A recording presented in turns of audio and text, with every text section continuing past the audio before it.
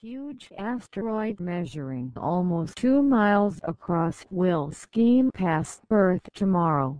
NASA has confirmed it should fly safely past Earth, but astronomers are keeping a close eye on 86,666 2000 Fluid 10, which, according to NASA, will be one of the biggest to pass close to our planet in recent times.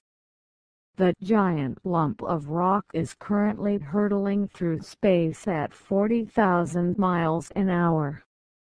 The asteroid's exact size is still unclear, though it is estimated to be between 0.7 miles meters and 1.6 miles wide, more than 15 times bigger than other asteroids currently on NASA's radar.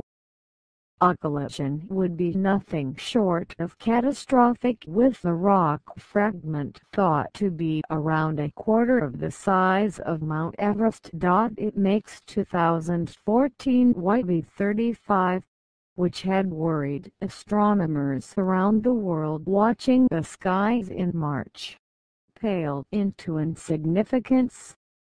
The impact would eclipse the devastating 1908 Tunguska event, which saw a 50-meter-wide asteroid crash into Siberia. It flattened around 80 million trees and sent a shock wave across Russia measuring 5 on the Richter scale. The event is held by scientists as a benchmark for the catastrophic consequence of an asteroid impact with Earth.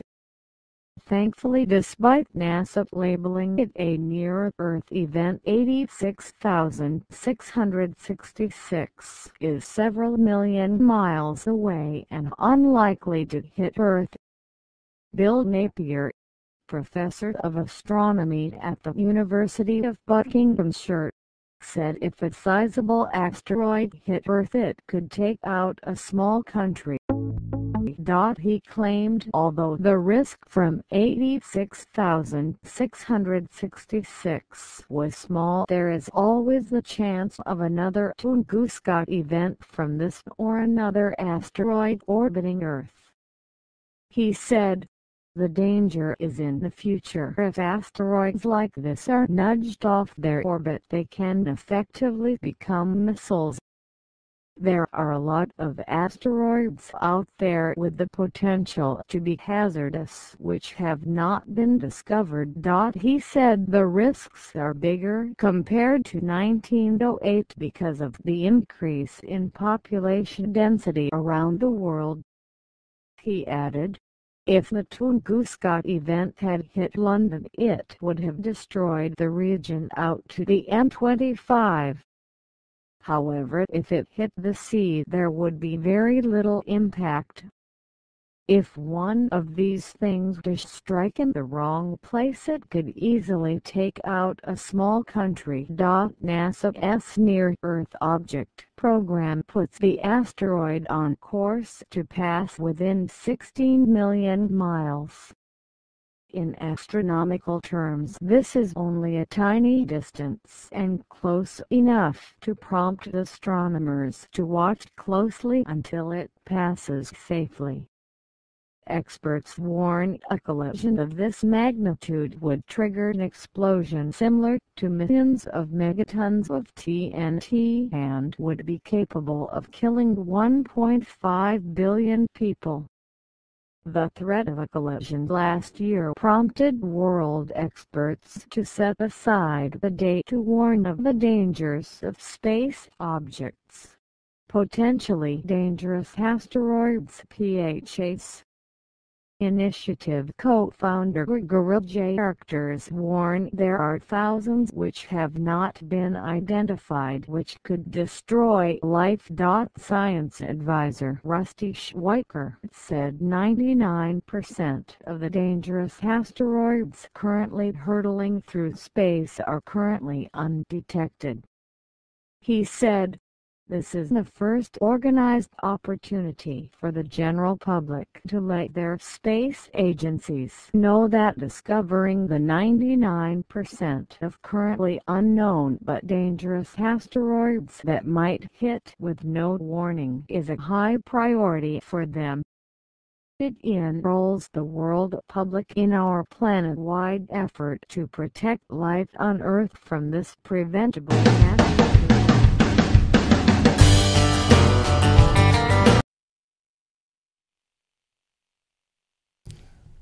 Hi, and thank you for joining today's briefing on NASA's journey to Mars. I'm NASA Public Affairs Officer Trent Parado. NASA's preparing for a very important milestone 2 days from now with the first flight test of the Orion spacecraft. Now, Orion's designed to carry astronauts farther than ever before, enabling future human missions deeper into space, including to an asteroid and to Mars. And Thursday's flight test will be an important next step in the development of that spacecraft. But it's also a critical next step for what we call NASA's journey to Mars. And we're here for an hour to talk a little bit more about the flight test in context and what the journey to Mars means. We have a new graphic that you'll be able to see today many times throughout this program, as well as on nasa.gov. In fact, it's the image of the day today on the homepage. And you can also find it on social media and share it using the hashtag Journey to Mars. And we'd invite you to join the conversation there and help engage with us as we discuss the journey to Mars here. So we have a distinguished panel of experts here with us today to help better explain what the journey to Mars is, how NASA's science, human exploration, and technology are all working together to accomplish NASA's goals on Mars, but also help enable those future human missions to the Red Planet. Let me begin by introducing the guests we have here with us at NASA headquarters in Washington.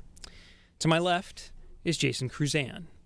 He is the Director of the Advanced Exploration Systems Division of the Human Exploration and Operations Mission Directorate at NASA headquarters in Washington.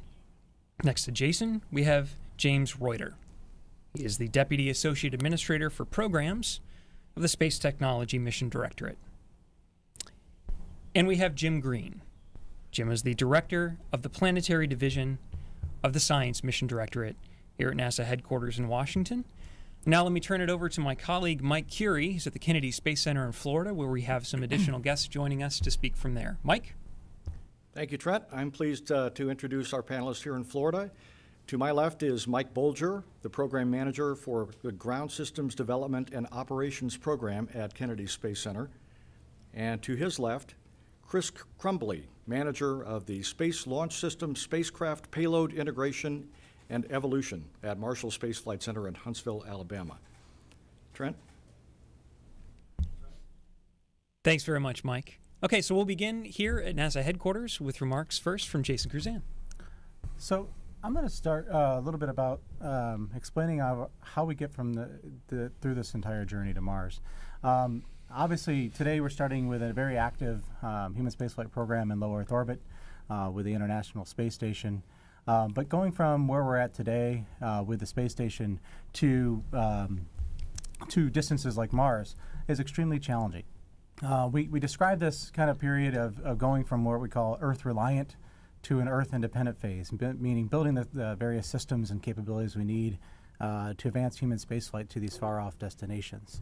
So we build upon that heritage with our International Space Station, and today we're testing advanced technologies and environmental life support systems, the habitation systems that we have, various autonomy and time delay experiments, along with our very active human research program on the ISS.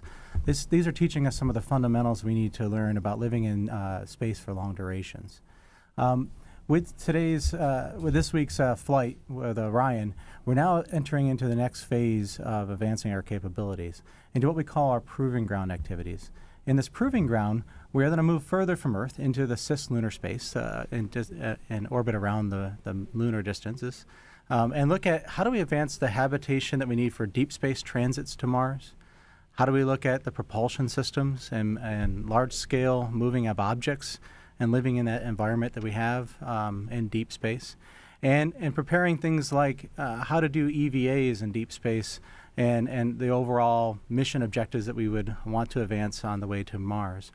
All these will be building upon the fundamental capabilities that we need to take us to the distance of Mars and get us ready for not only the transit, but also the surface activities that would come with a Mars mission. I want to talk about specifically also about our asteroid redirect mission as well. This is another activity that will be coming in the future, and how that may fold into our activities and capabilities that we need for Mars. With that, we're going to be advancing things like moving large objects in space, looking at how to do those EVAs in deep space, and then moving into next generation advanced propulsion systems like solar electric propulsion that James will talk about here in a second. But it's really critical as we move from this Earth-reliant phase to Earth-independent phase that we spend some time advancing those capabilities, get the confidence in those systems, and figure out how to operate in these extreme environments safely and reliably on the long transit to Mars.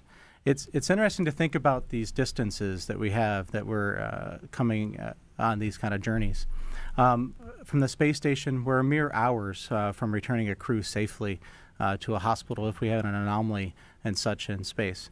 On distances like on our way to Mars, if we have anomalies, our actual scenarios for recovery are actually aborting to the surface of Mars, or at least a minimum, you're still on a long-duration mission for over a year trip home. So this requires us to advance those capabilities in a very stepwise and systematic way to allow us the confidence to send humans on these long trips. We're working very closely with our other mission directorates, and you'll hear that here from my colleagues in science and the technologies that we need from the technology folks as well. And with that, I'll turn it over to them. Okay, James. Okay, as Jason alluded to, there's many technologies that are necessary if we're actually going to send humans to Mars. These technologies support those capabilities that Jason referred to. One of those is, how do we get there and get back? If we tried to take everything that we need to live or to get down to the surface of Mars and get back up and get home, to do that with conventional rockets would require the vast amount of mass that you would take up into space to be the propellant to just get to and from Mars. And so in order to reduce that and make trips to Mars more affordable, one of the key technologies that we're working on is solar electric propulsion. Now, solar electric propulsion has been around for a while. We're actually using it on the Dawn mission. It's used on many commercial satellites today to do station keeping. But the kind of solar electric propulsion, the high-powered solar electric propulsion that's necessary in order to take cargo and logistics and accommodations to Mars requires a significant step up in the capability of solar electric propulsion relative to where we are today. And that's one of the key technologies that the Space Technology Mission Directorate is working on in conjunction with HEO. And the advantage of working on this high-powered solar electric propulsion is that it's also a benefit to the commercial space industry, and it is a direct benefit to the Science Mission Directorate as well. So all of these different elements within NASA and within the space enterprise are going to benefit from the efforts to work on solar electric propulsion, which you could see on the graphics on the bottom of the screen. That the graphic to the right is a Hall thruster, and then the ones to the left across the bottom are solar array panels that allow you to power up these Hall thrusters. In addition to solar electric propulsion, which gets things very efficiently, 5 to 10 times more efficient than chemical propulsion to and from Mars, we also have to figure out how to get down to the surface of Mars. This we referred to as EDL, or entry, descent, and landing. The technologies that we have to get to the Mars surface today are capable of putting something like the Curiosity spacecraft that Jim Green will be talking about shortly down to the surface, and that's about 1 metric ton or 1,000 kilograms down to the Mars surface. However, to do things much more large, much more significant in mass, such as putting a crewed capsule down to the surface of Mars, requires us to have EDL technologies that we do not have in hand today. And there are several different elements of this. Just like the Curiosity landing, you have to go through an entry phase where you have to use the atmosphere to slow yourself down, and then a propulsive descent stage and a final landing stage. All three elements require technology developments to be able to do human crewed missions to Mars, and the Space Technology Mission Directorate is working on those technologies today so that when we do eventually send our folks to Mars, or if science decides to go to larger payloads to the surface of Mars, we will have those technologies ready to go at that point. The last element that I was going to discuss is that in order to do deep space human missions, and in fact more capable science missions, we also have to work on the communications to and from our spacecraft. Today we use Ka band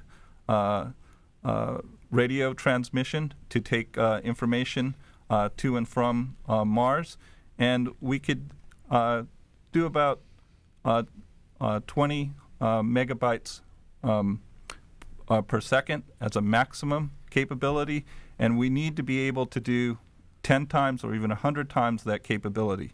That really is not currently feasible with standard radio transmissions, and so we're working on what's called laser communications or optical communications that will, for the same power level, allow us to do 10 times or even 100 times the bandwidth of communications.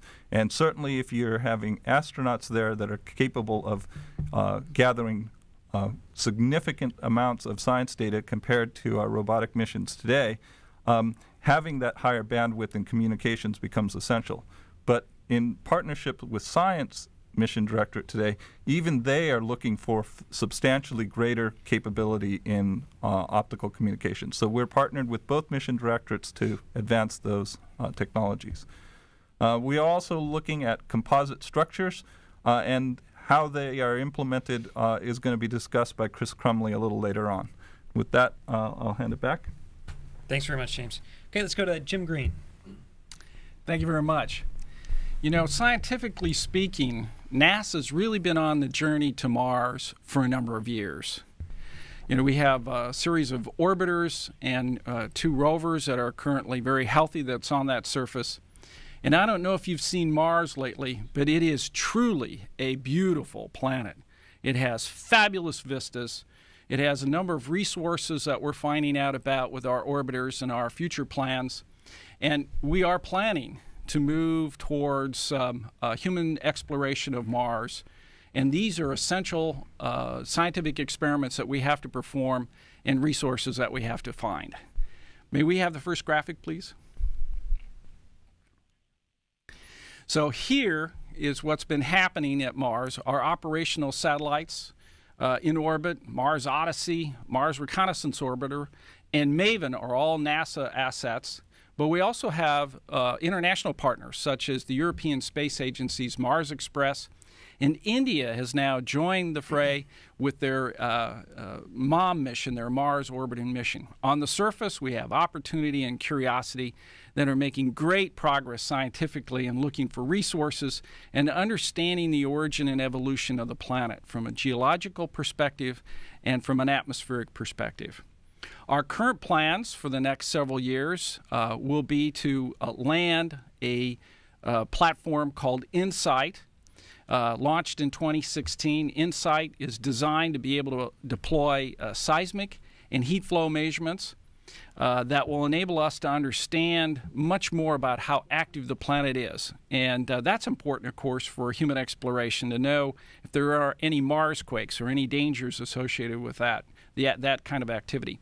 In addition to that, we have partnership with European Space Agency. They're leading the Trace Gas Orbiter, which will also be launched in 2016, looking for a variety of trace gases in the atmosphere, such as methane, which might lead us to an understanding of whether there is current life on Mars or not. Then, in 2018, ESA's leading their rover called the ExoMars rover. It's going to be looking for organic molecular organic material, and NASA is a part of that particular mission. And finally, we're working hard right now on the science rover we call Mars 2020. We haven't named it yet beyond that. But Mars 2020 is just a highly capable rover.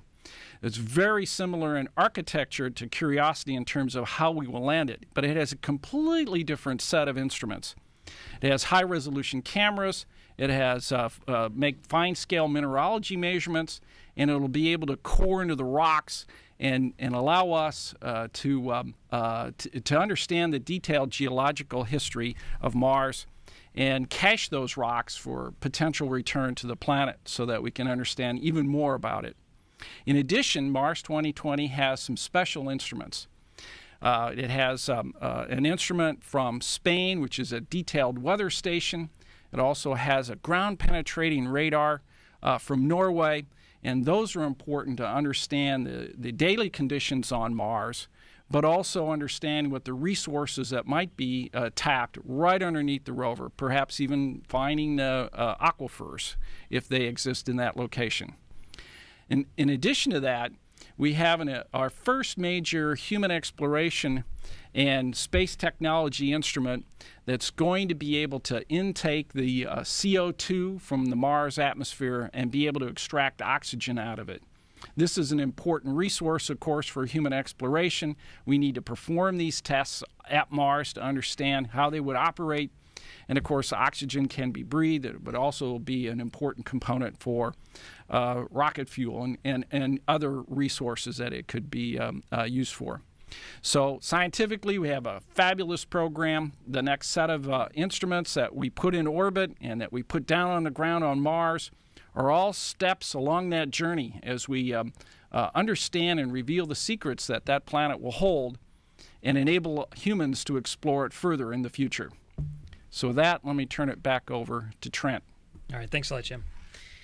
So just a reminder, you're going to see the Journey to Mars graphic will show up periodically throughout the program. You can find this graphic online, though, on the homepage of nasa.gov. It's the image of the day today, and our friends at the Kennedy Space Center in Florida have a great view of it on the video on the press site, and we'll go there now. So on to you, Mike Curie.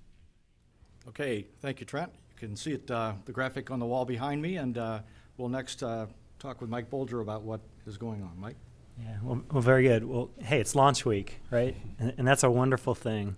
At Kennedy, it's almost like there's a buzz in the air during a launch week. You can feel it. If you've been here for launches in the past, you probably appreciate it.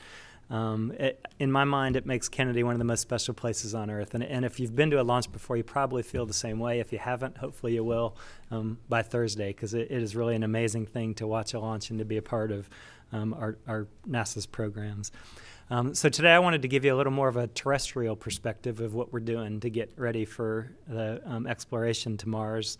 And I know many of you have been on the tour buses that we had today, and so you've seen a lot of our assets. But what I wanted to do is tell you some of the work that we've been doing to upgrade our launch infrastructure, our facilities, our ground systems, and our operations processes that we're upgrading to create what we call the 21st century launch complex of the future that we will use as the departure point for our SLS and Orion rocket and spacecraft on our journey to Mars, and also which will support other government and commercial users as we go forward. I'm going to talk a lot about flexibility and adaptability because that's really one of the key tenets of our program down here as we've tried to upgrade our systems. We've eliminated the ground systems and the launch pads that were built specifically for the space shuttle, and we're now replacing them with a more streamlined and flexible architecture that will support SLS and Orion and the evolution of the SLS and the Orion as well as other government and commercial launch vehicles. So at Launch Complex 39B, we've removed the shuttle fixed service structure and we're moving towards a clean pad architecture. So that means you won't have the fixed structure that is specific to a launch vehicle and a spacecraft on the pad that will actually roll out as a part of the mobile launcher. That clean pad approach gives us a more flexible, adaptable way of dealing, again, evolving with SLS and Orion and someday launching other rockets out there as well. We've erected 3 500-foot tall lightning towers Out at Pad B, we're implementing a new universal flame deflector and flame trench.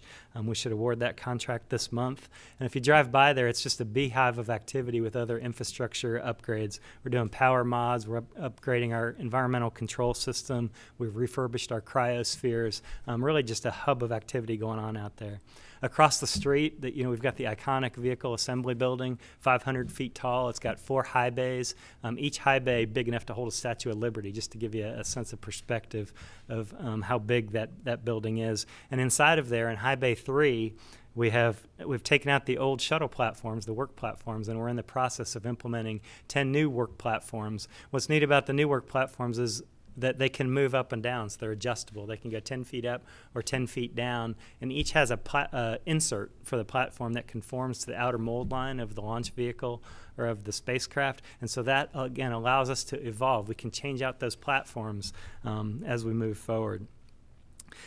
Other projects in the vehicle assembly building, we're taking out the old copper cabling and implementing fiber optics. A new FireX system. We're doing door refurbishment on the big doors on the sides of the VAB, and a lot of low voltage power mods, amongst many others. It's a 50-year-old facility, and we're really making sure that it will be pristine as we move forward with the new programs.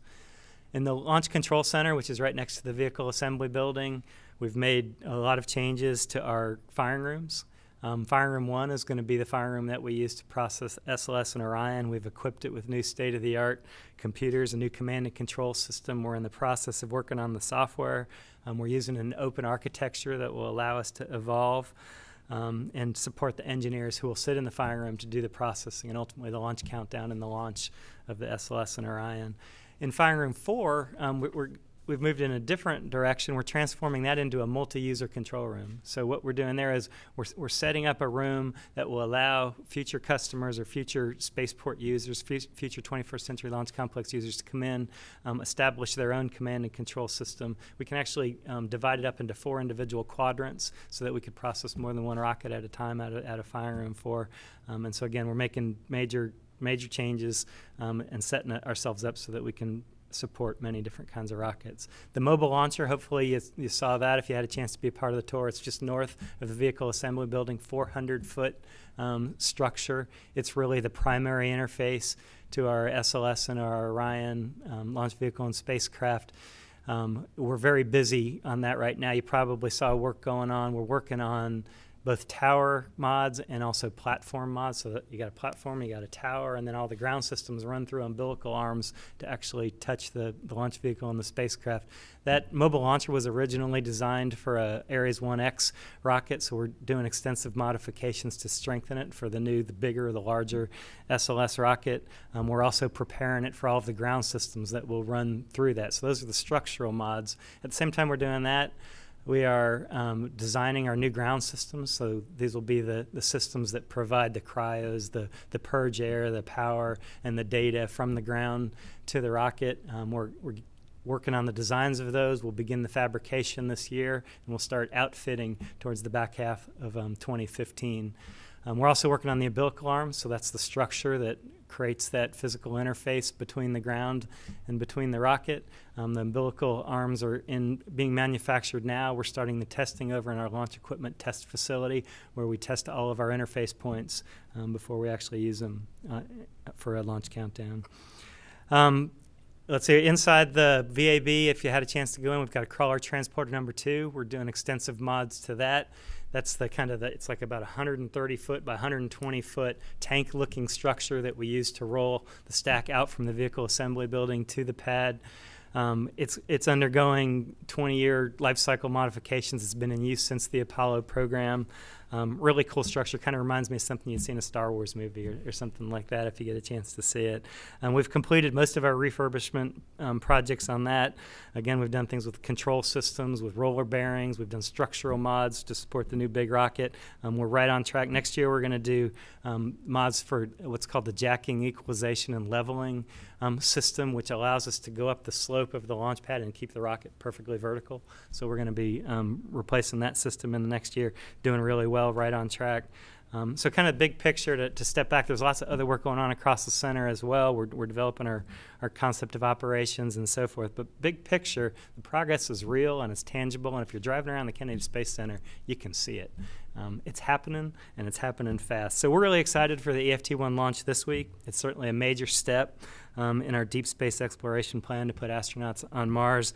And we're also recognizing that that first SLS launch is coming out as fast, too.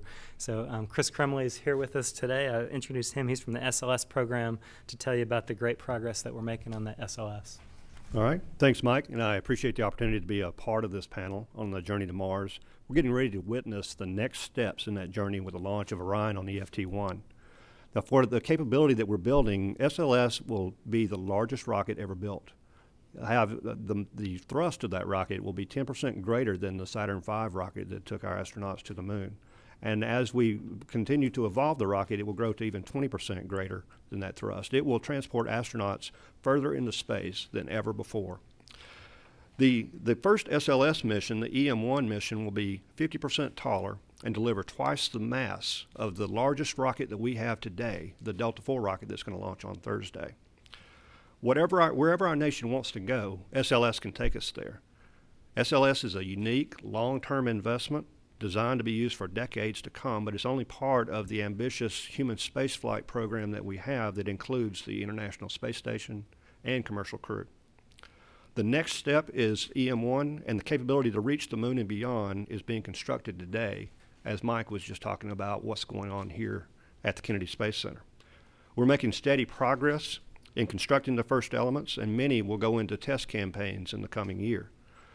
The boosters, based on the shuttle, but adding a fifth segment. You see one being fired here in the graphic in the lower quadrant. Each of these boosters is going to provide the thrust, 3.5 million pounds of thrust apiece, to take the total thrust of the SLS to 8.4 million pounds at liftoff. We're planning on a motor firing in early spring of 2015, and many of the components that will be ready for the EM-1 launch are constructed today. The engines, the RS-25, those engines exist today based on the shuttle main engine with a few enhancements, including a new computer called the engine controller. We're making the enhancements for new inlet pressures and new temperatures for the size of the core stage that's feeding the engine. 16 of those engines are in storage right now at Stennis, and testing will begin in the new year of the RS-25 engine. The core stage, over 200 feet long and 27.5 feet in diameter. Qualification and flight hardware is being constructed at the Michoud Assembly Facility in New Orleans, Louisiana right now. In the upper right in the quadrant, you see the world's largest friction stir welder being assembled, ready to build components of that core stage. Test facilities are being readied right now at the Stennis Space Center and also at the Marshall Space Flight Center to put it through its paces, both structurally and also on test firings of the engines and the core stage together. The upper stage and the adapters are being assembled. The Boeing ULA NASA team completed the negotiations recently, and we now have all components for the vehicle under contract, and development is already halfway through. The interim cryogenic propulsion stage is the same stage that you'll be seeing launching the Orion coming up Thursday. A few enhancements to attach it to the SLS. We're also building the launch vehicle stage adapter. We're building the spacecraft adapter, the same spacecraft adapter that is also on the Delta IV that'll launch on Thursday. We have simulators for that and for the core stage and for the MPCV being constructed today for a test to begin in 2015 to show the structural capability of those components. So SLS, from its inception in 2010, has made it through PDR. We have completed our key decision point C milestone in July. We have been put on a path to complete our CDR coming up later in 15. All this accomplished in just a few short years. Things are being done, things are being assembled and being put together. So if I could have the next graphic. SLS is an evolvable design. As our missions increase in the complexity and our destinations further, the SLS will develop and evolve to meet that challenge. We're looking at multiple cargo payloads as a portfolio of our missions. SLS will be a multi-purpose workhorse for exploration of our solar system. SLS is partnering with academia, industry, and other NASA organizations to improve our affordability and our safety and our performance. Composites for the exploration upper stage. Composite cryogenic tanks. Those are the things that as we save weight on the upper stage, every pound we save is a pound of payload that we can take to our destination. We're looking at additive manufacturing, 3D printing of metals. How can we analyze those, manufacture those, and inspect those to put those in critical aerospace parts such as engines? We're looking at those today. We're looking at enhanced cryogenic handling, storage and transport, replacement of toxic fuels for our attitude control systems, electric power storage and power distribution, and advanced manufacturing with lighter, stronger alloys. We're looking at a new upper stage and new boosters for the future, new fairings. The fairings can grow as large as 33 feet by 102 feet. Very large structures, very large capabilities to make it on our journey to Mars. But these capabilities are being sized to meet the proving ground today and as we step forward into the journey to Mars. When we add the upper stage, we'll increase our payload capability 50%. When we add the advanced boosters, we'll increase our payload capability 85%. 130 metric tons of capability on this vehicle. But it's not only the mass and the size and the volume that we can take in this vehicle, it's the speed. There is a deep space mission that we're studying right now that we can save 5 years on the transport by flying direct with the SLS.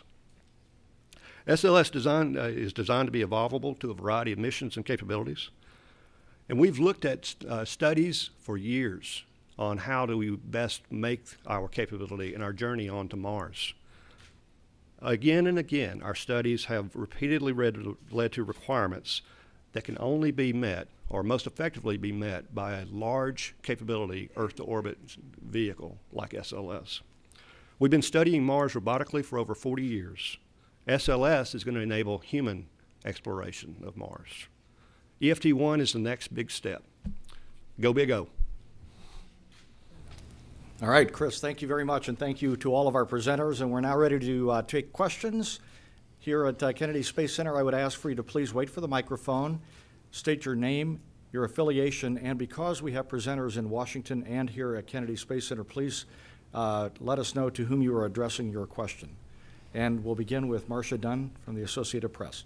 Marcia Dunn, Associated Press, and I'm not quite sure who would take this. Looking ahead to human expeditions on Orion, to asteroids, Mars, how do you envision the habitat issue? Where will you be hooking habitats to Orion to give some living space on those long journeys? Just like a little update on how all the pieces of that puzzle fit together.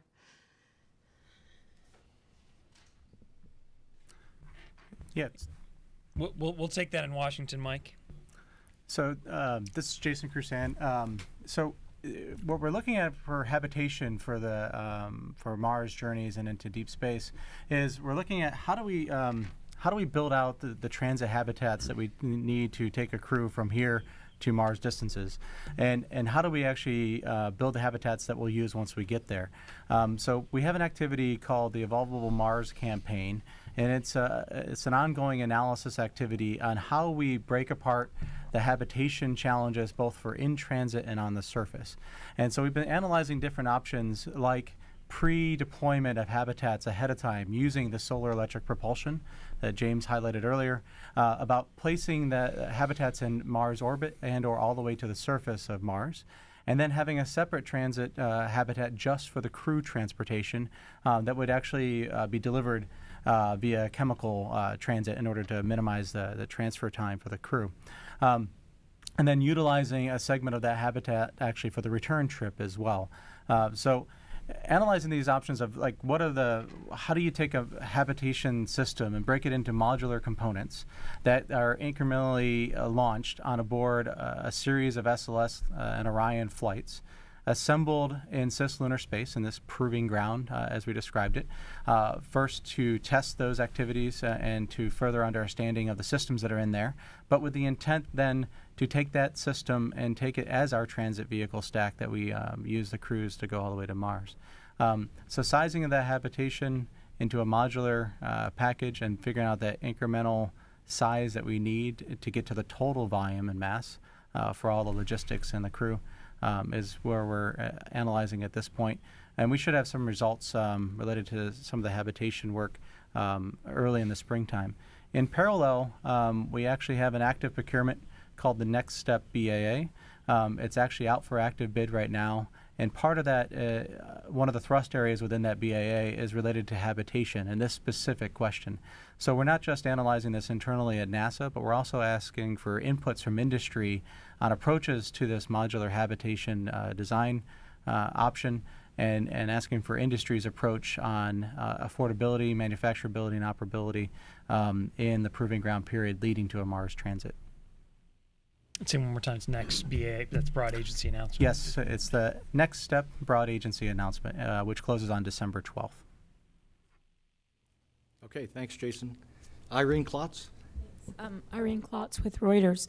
I have, I think, probably two questions, and this is for Chris and maybe also for Jason. Could you just discuss a little bit about what will be the difference in the test flights between the EFT-1 and the 2018 first flight with Orion on it? I mean, with on the SLS. If you could maybe just kind of run through what won't be tested on this flight that you hope to pick up on the SLS first flight, and also maybe just summarize why it will take another 4 years to get that rocket ready to fly.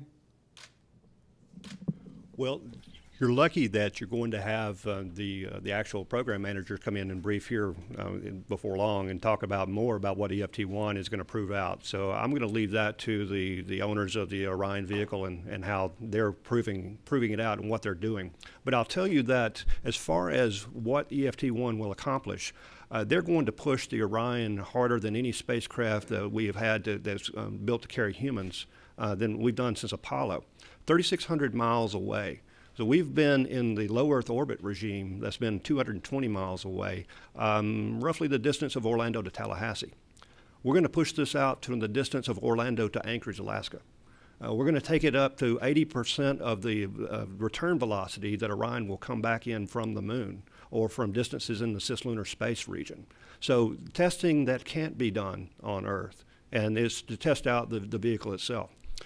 As far as why it takes longer to build the rocket that we are building now for SLS, rocket building's hard. It takes a lot to develop these rockets, and we're also working in a budget profile that keeps us working towards an affordable solution. So we're building our components at the rate that we can put that into our budget cycle to develop the core stage that's going through extensive testing, to adapt the shuttle main engines into the RS-25s that are going to be firing and testing those and understanding the new conditions that they'll be flying, to enhance the boosters, to bring that into the 5-segment boosters and to bring those online, and to adapt a new upper stage and the adapters to accommodate those, to bring all that together. But when it does come together, it's over 2.5 times the thrust that or the mass that we're delivering on the Delta IV flight on EFT-1, and we're able to carry the Orion vehicle and its systems out to cislunar space. Also, could you just clarify what the deep space mission is that would shave 5 years off its travel time with SLS? Is that the Europa mission? We are looking at the Europa Clipper. We're having a technical interchange meeting with that team here in Kennedy this week. Okay, a question over here. Thank you very much. Thank you. Scott Powers from the Orlando Sentinel. I think this question is for James Reuter. The technologies you talked about that are still a long ways from being fully developed, the EDL, the propellant and communications. Do you have a sense for what kind of timetables we're talking about to get those to the point where they'll be able to be used in manned missions? Sure. So each one is on a little bit different schedule, and they're essentially timed based on need. So as I alluded to, all of these technologies, each of these technologies, really services more than one specific need. For example, the high-powered solar electric propulsion, we're developing The technologies today, there are component technologies that go into high-powered solar electric propulsion, such as advanced solar arrays and advanced or higher power Hall thrusters. Both of those technologies are fairly mature today. They haven't been demonstrated in space in a large application. The first component that will probably be ready would be the solar arrays in that case, and we anticipate that high-powered solar arrays that would enable high-powered solar electric propulsion will actually be on orbit, operational by 2018. So it's really near term. It's at the point where we're building the actual flight hardware today, or starting to build the flight hardware for a demonstration mission. And that similarly, the Hall thrusters that go along with solar electric propulsion are not far behind. They would be ready in the 2018 to 2019 timeframe for a demonstration mission as well. If we move on to optical communications, we're testing optical communications in the 2018 and 2019 timeframe in the Earth area, the cislunar space area, specifically geostationary satellite, to show that we could relay optical comm to and from Earth and show high bandwidth communications that would be applicable to commercial satellite utilization, not just for deep space communications. That technology is going to also be find its way onto a science discovery mission that'll probably fly, what is it, Jim, in the before 2022. Yeah, in the 2021, 2022 timeframe. And that's where we will actually test out and demo the deep space capability in deep space optical communications. If you look at the EDL technologies, certainly simply increasing the entry, descent, and landing capability relative to Curiosity or the Mars 2020 mission can happen by the mid-2020 timeframe to get all the way to the point where we have able to put, let's say, 10 metric tons, 10 times what we can do today, to the surface or greater, which is what's really required for a human mission, is probably going to take till about the beginning of 2030 before we have all those technologies in hand, ready to go at that scale. And that means that they're fully demonstrated and ready for that kind of mission. So each one of these technologies is on a different time slot, but that's because the demand for those technologies in some cases have near-term applications besides being used for a human exploration mission to Mars. Thank you. Let's take a question from Ken Kramer, then we'll go to the phone bridge, and then Dan Billow is next up at the rear of the room. Ken? Hi, Ken Kramer for Universe Today and America Space. I have two questions. Let me ask the first one first. For Jim Green, please, can you give us an update on what Curiosity is doing right now? I believe it recently took a sample and fed it into the SAM and Chemin ovens there. I wonder what we have found there and if anything there could be applicable to humans on Mars. My pleasure, Ken. Currently, what's happening is Curiosity, as you know, is at the base of Mount Sharp. It's starting to interrogate that area. It has now started a completely new scenario in terms of its exploration.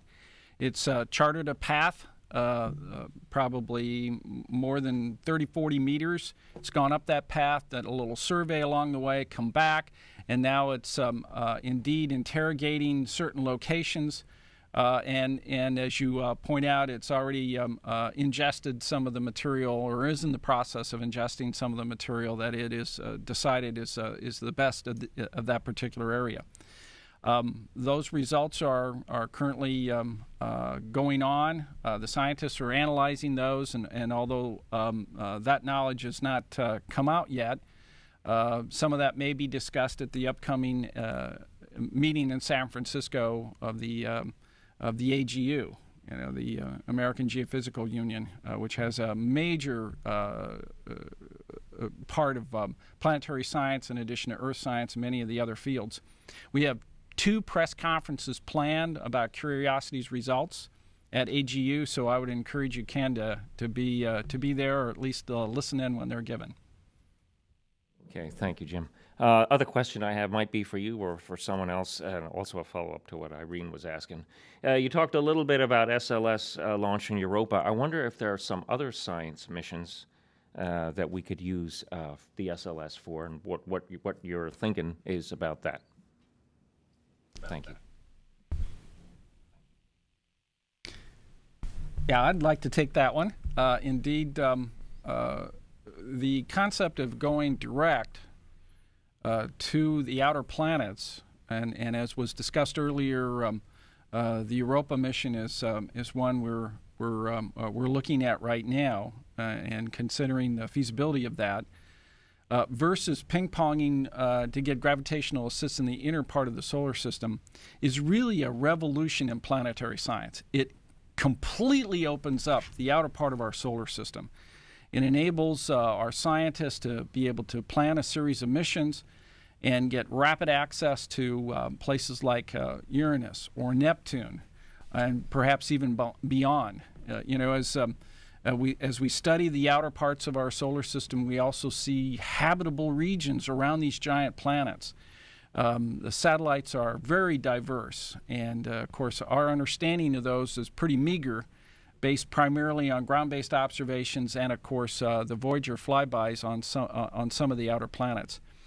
So there's a huge scientific interest to be able to get to the outer planets more quickly than an 8 to 10 year event that would occur if we had to do gravitational assists in the inner part of the solar system. So as you go through the planetary decadal, you know that there are several missions that do indeed want to go back to the outer planets, such as going to the moon of Saturn called Enceladus, such as going to Uranus, which is a big ice giant. It's very different, actually, in its makeup than Jupiter and Saturn. And we're seeing a lot of storms that are occurring in these outer planets. So it's an exciting time for planetary science, and the SLS could really open up that field. Alan Boyle from NBC News is standing by on the phone bridge. Alan? Hello, can you hear me? Loud and clear. We hear you. Go ahead, Alan. Okay. I had a question. I don't know who this would be for, but it has to do with the tempo of missions once Orion and SLS go into the operational phase. For example, EM2, that would be the first manned flight, but I think there's a question mark about whether that would get into the asteroid retrieval mission. And then after that, it sounds as if there's kind of an alternating schedule for years going out, that there would be EM1 and then, EM2, and then perhaps Europa Clipper mission, EM3, and then perhaps a Mars sample return mission, EM4, et cetera, et cetera. Is that the sort of pattern that we're going to be seeing with Orion and SLS, where you have one mission a year, and in alternating years you would have a robotic mission as opposed to a crewed mission? Thank you.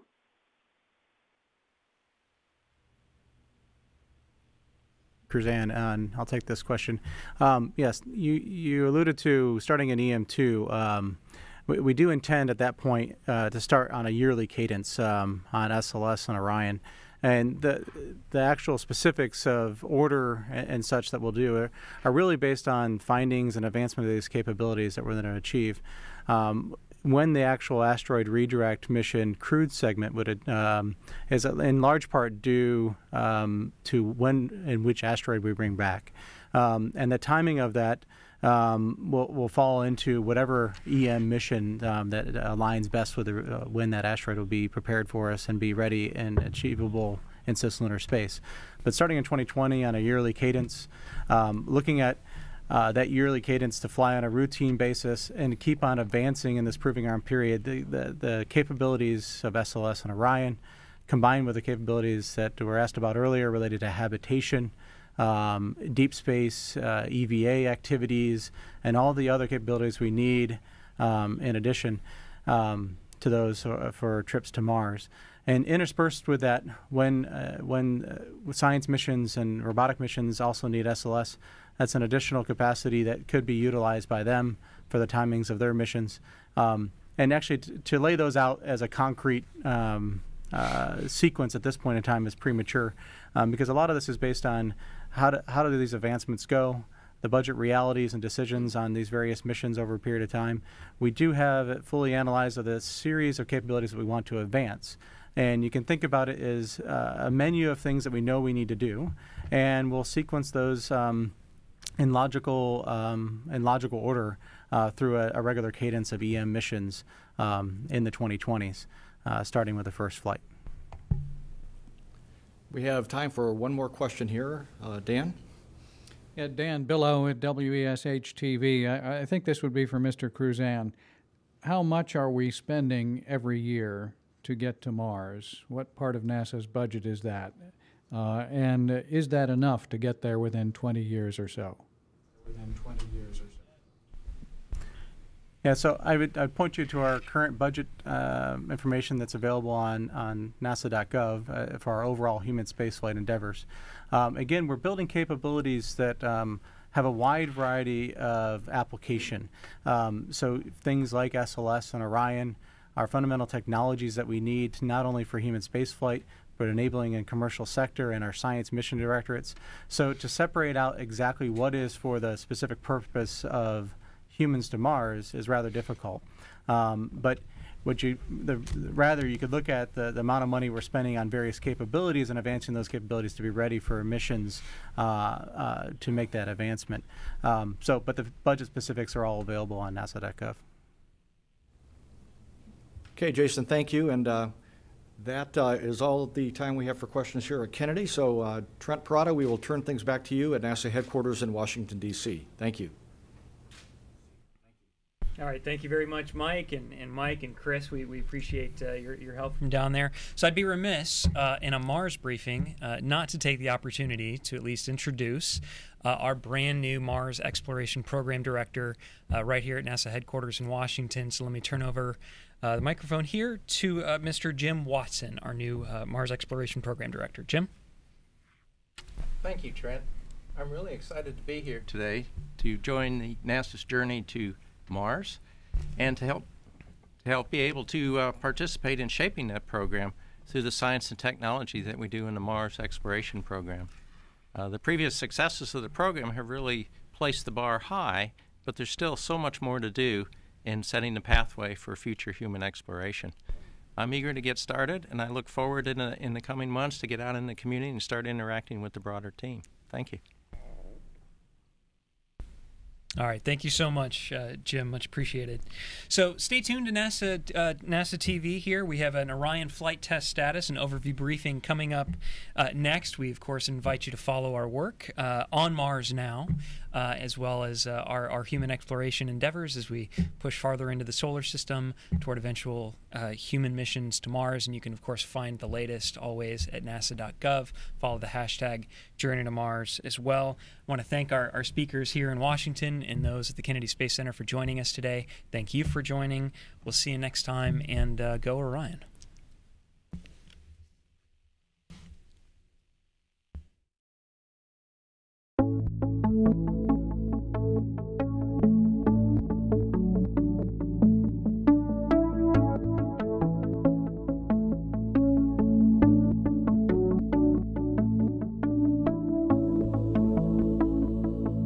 Today's announcement of a really fascinating result about current water on Mars is one of the reasons why I feel it's even more imperative that we send astrobiologists and planetary scientists to Mars to explore the question of, is there current life on Mars?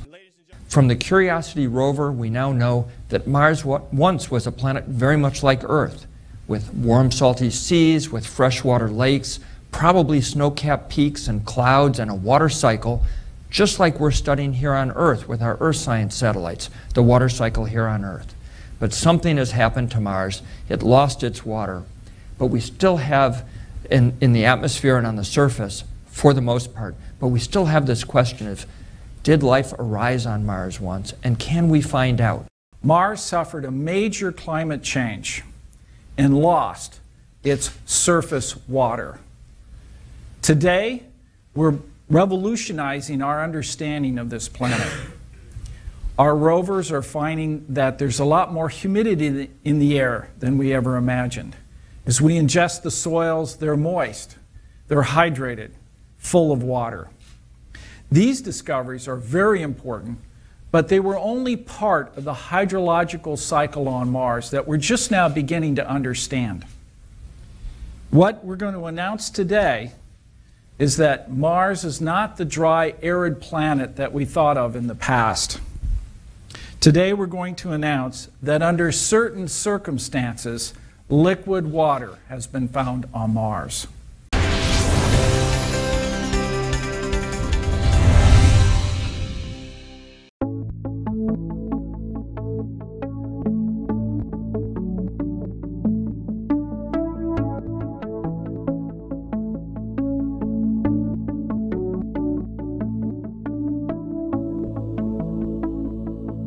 Today's announcement of a really fascinating result about current water on Mars is one of the reasons why I feel it's even more imperative that we send astrobiologists and planetary scientists to Mars to explore the question of, is there current life on Mars?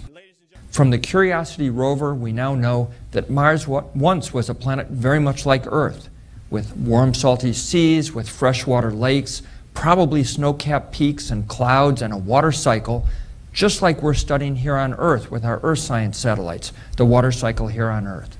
But something has happened to Mars. It lost its water, but we still have, in the atmosphere and on the surface, for the most part, but we still have this question of, did life arise on Mars once, and can we find out?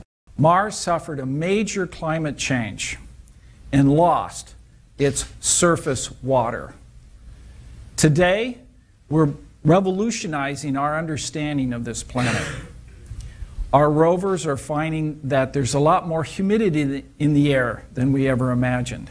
As we ingest the soils, they're moist, they're hydrated, full of water. These discoveries are very important, but they were only part of the hydrological cycle on Mars that we're just now beginning to understand. What we're going to announce today is that Mars is not the dry, arid planet that we thought of in the past. Today we're going to announce that under certain circumstances, liquid water has been found on Mars.